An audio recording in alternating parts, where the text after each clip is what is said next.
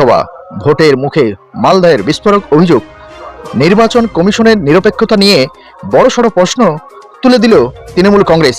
BJP নেত্রী স্বামী কিনা পুলিশের পর্যবেক্ষণ করবেন, ছবি প্রকাশ্যে এনে রাজ্য রাজনীতিতে তোড়পাড় সৃষ্টি করল ঘাসফুল শিবির। নমস্কার, আপনারা দেখছেন ডিএল খোকন ইউটিউব চ্যানেল। আপনাদেরকে আন্তরিক শুভেচ্ছা ও অভিনন্দন জানাচ্ছি ইউটিউব চ্যানেলের পক্ষ থেকে। আজ আমরা কথা বলছি মালদাহের এমন একটি বিতর্কিত ঘটনা নিয়ে, যা নিয়ে এখন সরগরম নির্বাচন কমিশন থেকে নবান্ন।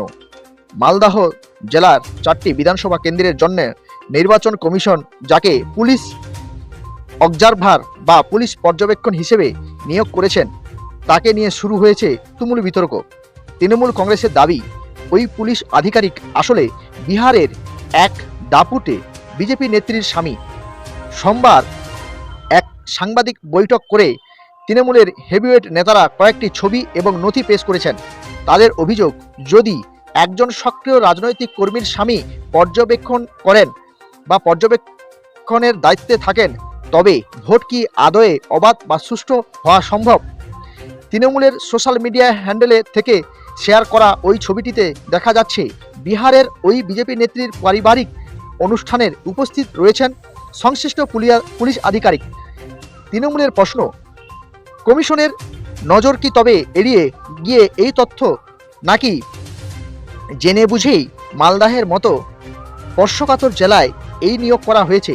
ইতিমধ্যে এই বিষয়ে নির্বাচন কমিশনের কাছে কড়া ভাষায় চিঠি পাঠিয়েছেন তৃণমূল নেত্রী তথা মমতা বন্দ্যোপাধ্যায়। তাদের দাবি, অবিলম্বে ওই পর্যবেক্ষককে সরাতে হবে, না হলে নিরপেক্ষ ভোট করানো অসম্ভব হয়ে পড়বে।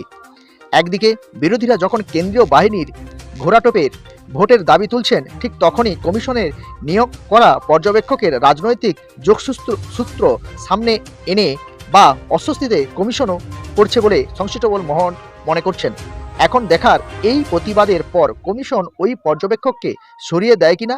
এই খবরটি নিয়ে আপনার মতামত কি? নির্বাচন কমিশনের কি আরও সতর্ক হওয়া উচিত ছিল? কমেন্ট বক্সে আপনারা জানাবেন। আর এই ধরনের প্রতি মুহূর্তে ব্রেকিং আপডেট পেতে আমাদের চ্যানেলটিকে সাবস্ক্রাইব করে আমাদের পাশে থাকুন। নমস্কার।